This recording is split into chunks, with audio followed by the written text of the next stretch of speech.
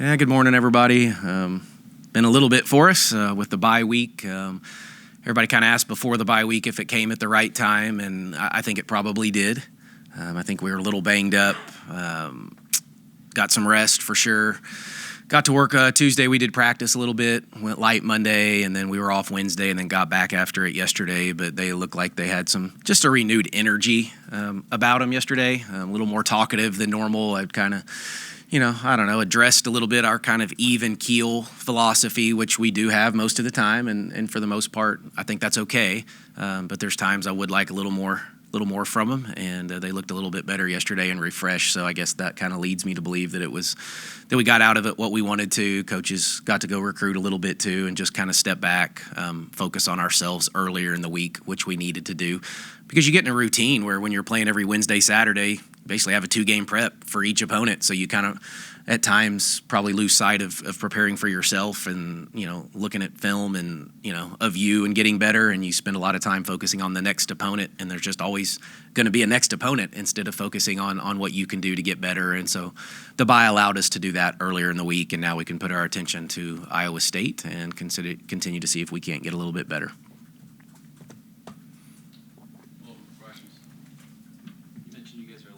Banged up.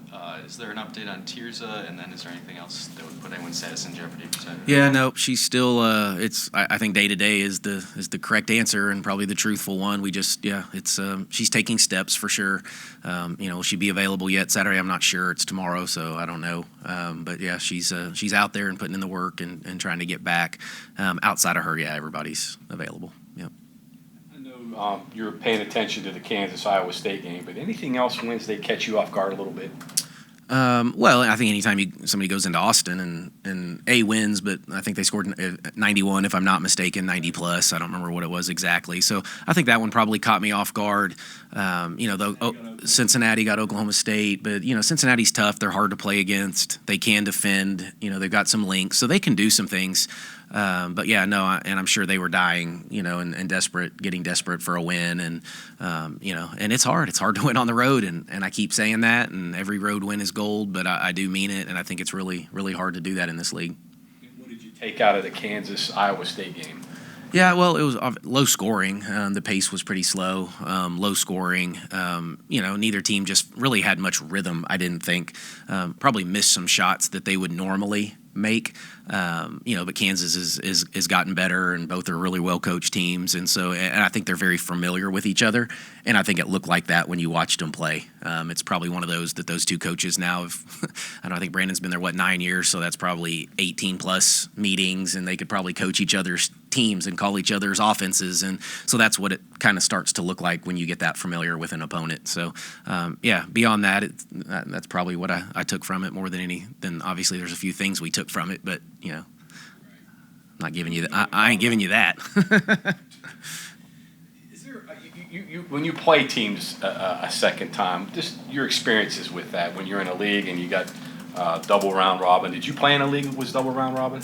Well, similar to this one. At times it was all the way double round robin, and other times you play some twice, but not others. So unbalanced league schedule. But yeah, every league you typically play some teams multiple times, and so it's just I think you always are. You can't be naive to not make adjustments, whether you win or you lose. Obviously, we lost the last time up there, but played fairly well for 30-plus minutes, at least led for 30-plus minutes, but ultimately didn't win. And so we've got to be ready to make some adjustments, figure out how we can play a little bit better, but at the same time anticipate what they might do a little bit different. And so we've tried to do that, and at the same time just be better at us. And so when we get in that situation again, that we just have a little bit better outcome. Generally speaking, it's not radical changes, right? I don't think you go and reinvent the wheel at this point. You kind of are what you are, but there are definitely wrinkles to what you do, and each team's different, and each scout presents a new challenge, and they do quite a few different things defensively to give you some different looks and played us a certain way. So I think you have to be prepared to be better than you were if that challenge presents itself, or if they throw something else at you, you better be prepared as well. How wrinkly was the low post defense against Iowa State as you go into the second? They're good. The Audie Crooks kid is really good. It's a big kid that's dominant on the low block. She's not just doing it against us. She's whatever she is, 19 points or something like that in league play. Shoots it at a good efficiency. They're going to try to get her the ball. I don't think that's we know that, they know that. We've got to come up with a scheme to try to limit her, as much as we can. But she had a good night at Kansas too. And so if she does have a night, you better limit the others. But you can't let her go and then let these guards get going too, because they shoot it, at a really, really high level, and this is an elite perimeter shooting team. So, pretty balanced because they can completely play from the inside out, and they're a really good passing team. How much of a luxury is it, or an opportunity, to get another crack at Iowa State when some of the one-loss Big 12 teams you're only going to have one shot at? Yeah, no, well, every one of them is. And even if it's a one-loss team, again, they count the same. So whether it's a one-loss or a 5-loss or whatever, they still go in the standings as either 1-0 for the game or 0-1. But yeah, this is what it's about. This is the fun part, and this is the coaching back and forth, and this is the players buying into the game plan and being fired up to play and having great energy in a building that we've been pretty good in this year. And so I think that for me is, I'm just excited to get back on the court and play a quality opponent. But yeah, we're not standings watching by any stretch this early, but we know where they're at. We know where we are at in it. And if we want to hang around and do something special late, then you got to find a way to get this one. On Jordan, just kind of curious, like when was the last time you look at the box score at the end of a game? When was the last time you said, man, we didn't get anything from Jordan tonight? I mean, no, there hadn't been any, I don't know at all this year, to be honest. I mean, there's been a few maybe where her turnovers were a little high. I can't remember what game that was, but they were up there, and so I think she was disappointed from that one. But outside of that, she just sets the stage for us. She's the head of the snake, as we like to use terms normally when we play other teams, but that's what she is for us. She's the organizer, the calming influence for us, the extension of the head coach, as we all like to say. But she's a hard worker. She's earned the right to have this right now. The kid works her tail off and is just a phenomenal kid and a good leader and getting better at it. And there's still steps she needs to take in her career, and I think she knows that. But the transition for her from the mid-major level to Power 5, Big 12 has been pretty seamless. And yeah, I mean, you obviously knew her, coached her at SFA. Did you have any worries or questions on what is she going to do at this higher level? Honestly, no, I did not. Like, I really, truly did not have any. I just knew. Who she is. I know what she's about. I know what her family's like. They're just. And she was recruited to the Power 5 level. I mean, we got her because probably the relationship that we had developed. I talked about this, I think, on the radio show the other day. But Coach Grayson, who's with me now, and I worked pretty hard on Jordan. Jordan decommitted at one point from SFA, and Grayson probably had a little bit to do when Grayson left to go to Oklahoma State. And then I just worked my tail off, and I think I watched every game she played that summer to make sure she knew that I cared about her, and I really, really wanted to coach her. And probably her size, I think some schools probably overlooked her a little bit. But man, that heart is pretty big. And so, yeah, it's a pretty special kid to me. I mean, that's the thing. I mean, you look at her and, she's small. And so I guess, that would be the biggest question coming to the high level. But, and that's never really I've never really wanted to get wrapped up into size. I think you do, and sometimes potential is wrapped up into size, and potential just means you hadn't done it yet. And that scares me as a basketball coach, like I don't want to be recruiting off potential all the time. I need to know that you can do it. But she played on a great high school team, really good AAU team with some, the best players in the country. So she played against and played with high level, high major talent. So that's why I really wasn't worried about her either, because I'd seen her do it, and I've coached her. And like I said, been through some battles with her. But yeah, I'm proud of her, no doubt. She's shooting 50% this season. I mean, you don't really see that with guards too often. Is that another sign of her just ability to make smart decisions on a play? Yeah, it's maturity. I think she's grown up. I mean, if you would have seen her now about the first, and she would laugh probably about this, her first 8 games, though, as a freshman she wasn't making anything. That kid was playing so fast. Shooting every 3 was a side step to the left off a ball screen. Like you thought she was Kyrie or somebody like that, and we finally had to get her like, all right, Jordan, like we're not shooting those until we make the right ones first. And so it just went really fast for her, but that was also her freshman year, and we threw her in, and she was the starting point guard from day one for us there. And so the game has slowed, and you can see that now. And so she's getting the right shots in the right places at the right time. But at the same time, she's finding other people too, and I think she's still second or third in our league in assists. I want to say, third. Yeah, so she's still doing a great job, finding her teammates in the right spots, but still scoring for us too. This shutout deal you got going in the first quarter, have you kind of wrapped your arms around that? I mean, that's hard to do. Team will, throw one up and it'll go in, or you'll get a free throw. You've done that in 2 conference games. Yeah. I mean, we have, and it's special, and I don't want to take anything away from that or for our team because, I mean, we've played really hard in those quarters. There is a little luck, I guess, that goes in that as well. And I was even watching I think it was the Cincinnati game back, and they got 3 people on inside position, comes right to the kid, and she, tries to, in the air, kind of tip it back in and misses it, and then, Kaya hits it out of bounds just to save the possession. You're like, okay, that, we got a little lucky on that possession. But, we had turned people over and made them uncomfortable and some things like that in that quarter. I think that, so again, I want to give credit to our kids and how hard they're playing. These opponents, I mean, they missed some shots that they would probably, make on a lot of nights too. So they're better than that. But, to do it twice and it to be the first time in NCAA history, when you're making history, that's pretty special. That's pretty cool. I mean, beyond that, the goal is single-digit quarters, and you've had several of those this year. Why so good in the first quarter? Yeah, I don't know. I think our approach, we prepare the right way. I'm sure the way we play is different, so it's probably not the easiest thing to prepare for, and especially on a short notice. And that's when we put it in years ago. I think I've talked about that too. When I was a D2 coach and you get into tournaments, you're playing back to back. You get in the NCAA tournament, first you play on a Friday, Saturday, you get Sunday off, and you're already playing in the regional final on Monday. And so it was like, wow, if you got to prepare for us on, with no practice and maybe not even a shoot around, that might be kind of difficult. And so I think it's just, we just kind of can come at you in waves a little bit, and that ball pressure can be pretty good. And Jordan and JJ can kind of set a tone up there and, and then settled in offensively enough to set up the defense. One last one with Jordan and kind of the way she kind of works with JJ. The fact that Jordan can run the offense, and she's obviously very good at passing the ball. It kind of allows JJ to do other things, whereas if JJ had to concentrate on running the show, she may not be as good as what she's been. I mean, there's truth in that. Yeah, I think there's a balance with it. Yeah, without question, it allows JJ to, maybe rest for a few seconds. She's our best scorer, and everybody knows that. And so give her a little bit of a rest to be great when the ball's in her hands. Let Jordan take some of that away from each other. We'll play JJ at the point too. So she's going to get opportunity to handle the ball plenty, regardless of the position. And then JJ's an elite on the ball defender as well, and so it saves her to be, as good as she is and get all these steals that she's getting because of, how talented she is. So we have to be a little careful with Jordan too, because, just some of the minutes and everything we ask her to do.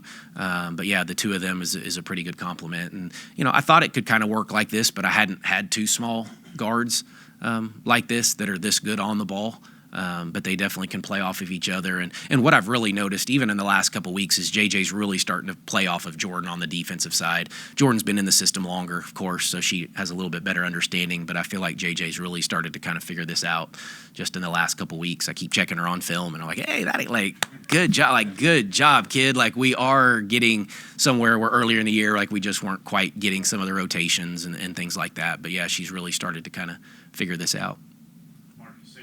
Standings watch with the team yet. Obviously, the players can seek out all that information on their own, but at what point does that become part of the conversation? Net ratings, bracketology, things of that nature? Yeah, I don't know when it all. I mean, we did talk about the standings, I think, at the beginning of the bye week, just to kind of, hey, let's have a reset here.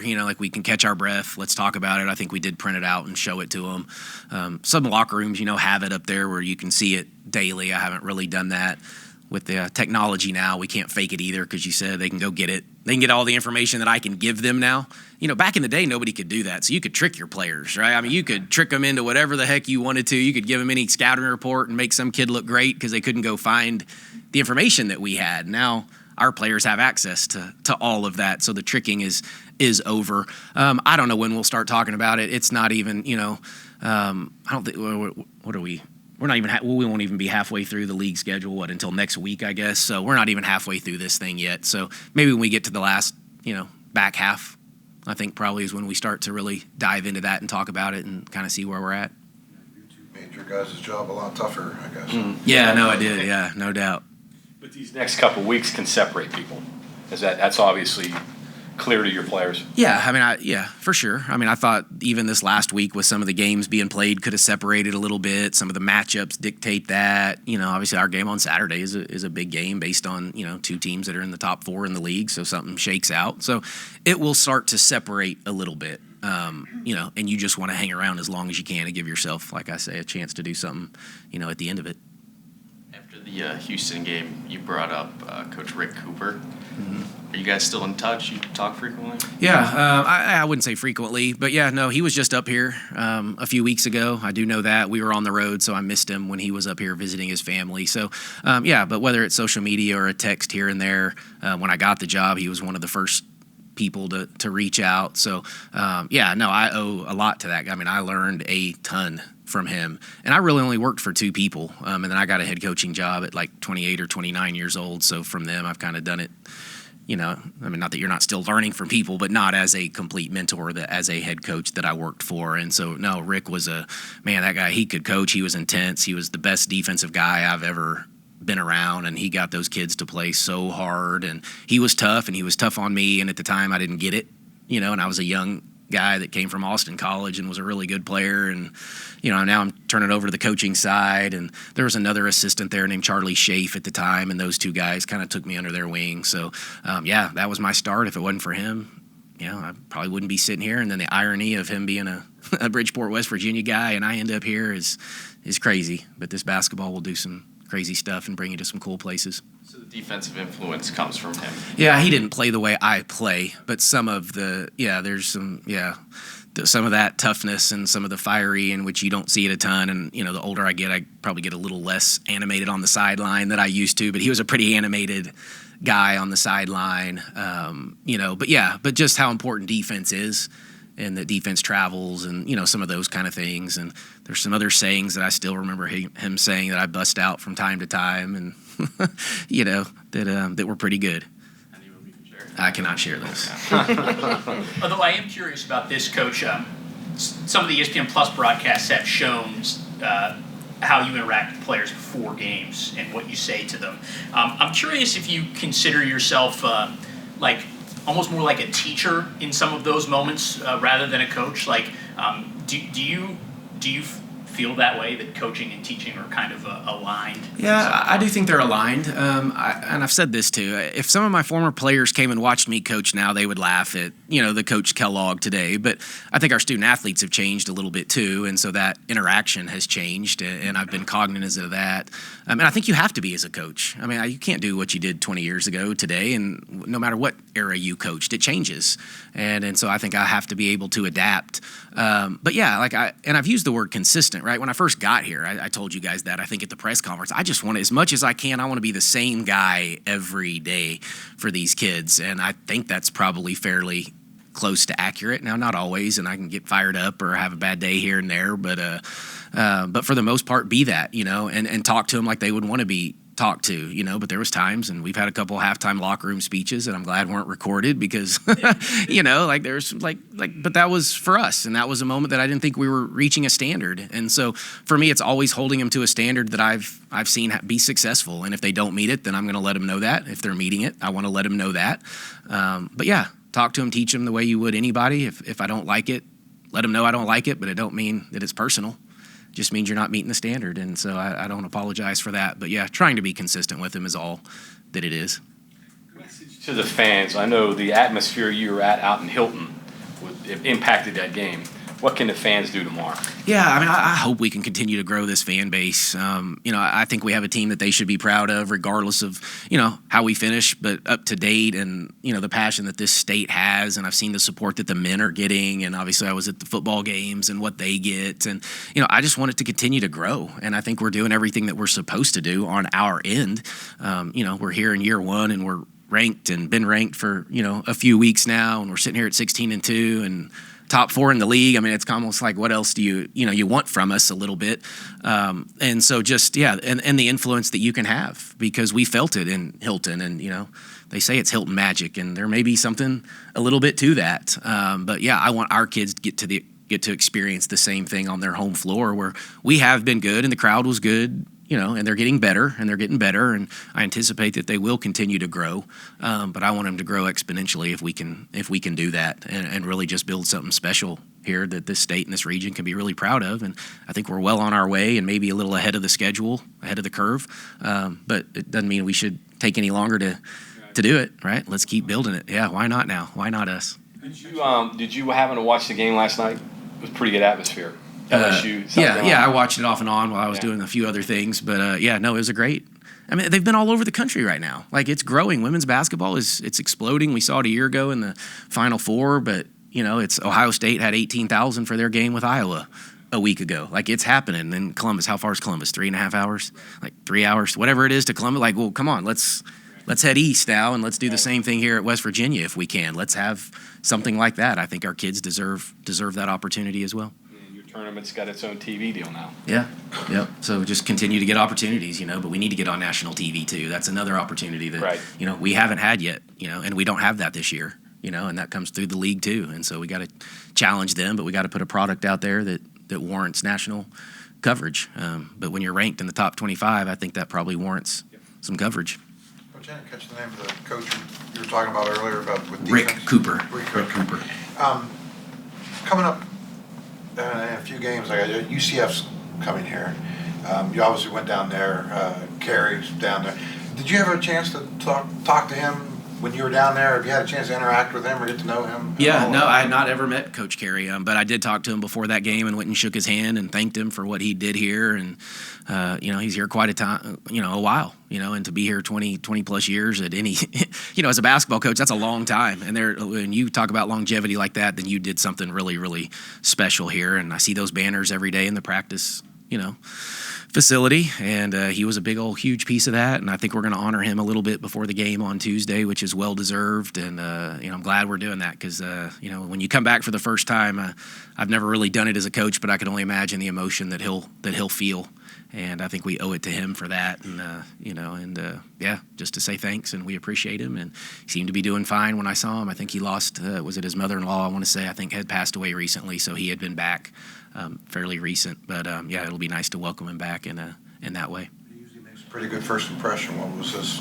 first impression? Yeah, no, that was it. He didn't actually say much. I did most of the talking, and this was just a few minutes before the game, so we didn't have a ton of time to talk. But just to reiterate that I was thankful for him and appreciated him, and I knew everything that he had done, and his imprint here is going to last a long time. As a joke.